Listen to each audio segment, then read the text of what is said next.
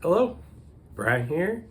Today I'm going to finally do a review of the movie Oppenheimer, which came out last year. And it's a really good, great movie.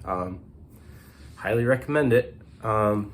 It's 3 hours long, and I watched it twice. Honestly, I did watch it when I did my pre-Oppenheimer viewing statements video, and I watched it again 2 or 3 days ago, and I thought it was really good. I loved it. Highly recommend it, and it might not come as a surprise, but you never know. I did watch it with subtitles. I did find that did help me. Sometimes I just like to watch movies with subtitles, but the OST might be distracting for some people. At least that's what I heard from Red Letter Media and their kind of joke video, doing their showing scenes from 12 Angry Men, the courtroom drama, a classic from back in the day, with the Oppenheimer soundtrack under it. And that is a very apt kind of description of what Oppenheimer kind of is. It is slightly structured as a courtroom drama, but with a lot of vivid scenes of life and also just experiences as well, with Robert Oppenheimer, Dr. Oppenheimer, and starting with his college days, probably earliest. And the movie does go in roughly chronological order. There's a lot of interesting cuts and style choices, so definitely pay attention to that, and it makes more rewatchable. And there's also scenes of black and white.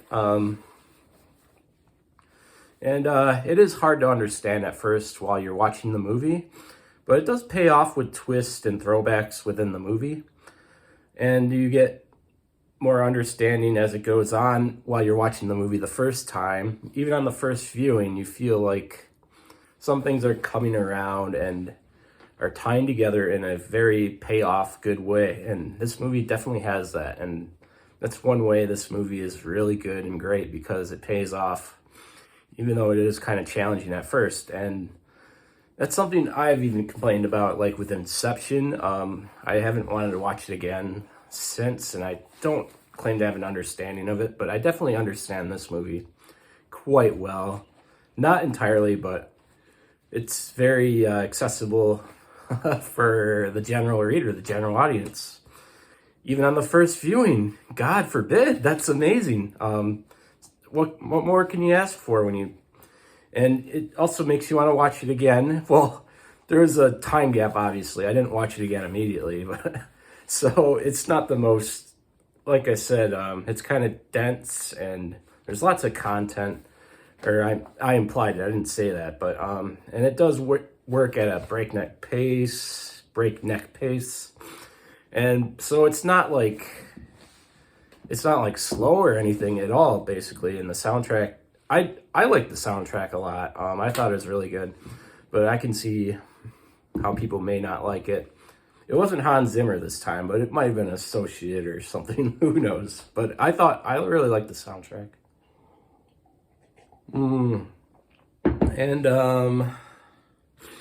And like I said, it's kind of accessible for the general audience. There is science and technical jargon and quantum physics, because that is kind of what made the first atomic bomb. And but you don't have to have that kind of knowledge when you're watching the movie. But it does use those terms, but it's okay. And I think foremost, the focus is on the drama and the conflicts and the personality conflicts, and in a very good human and relatable way. Like, for example, there's the terms fission and fusion, and you might have a better understanding of those terms by the end of the movie, but nowhere in the very technical aspect of how quantum physics is. It just kind of shows how forward-thinking and odd science can be at times, and it turns into really bizarre things. Catastrophes as well, naturally. And ultimately, Oppenheimer is a likable character with flaws, and I think that is a very good thing, and it makes the movie entertaining, relatable, and human. And you do have Einstein in the movie as well, a little bit, and other real life characters like President Truman is portrayed in a way as well. Don't want to give away too many spoilers. I thought about doing kind of an analysis video of the movie, but I'm not quite up for that yet. But I feel like on my second viewing, I took notes as I was watching. You could definitely make some cool essays or analysis videos or whatever if you keep rewatching the movie, and there's a lot of things to work on. It's very ripe and fertile for that, and accessible as well. So I highly recommend this movie. Oppenheimer. I don't know how people feel about the Oscars, but I think it's gonna win a lot, and it's kind of weird that it's going on with these. Oppenheimer is also Jewish, and World War II, and with the Palestine and Israel thing. It's kind of an unfortunate thing going on right now, and you can't even really describe it. It's not kind of unfortunate. It is what it is, and it's bad. But we'll see how it does at the Oscars. It's kind of it's a very conflicting thing. I don't want to comment on it any further, but it's an elephant in the room. Thank you for watching. All the best.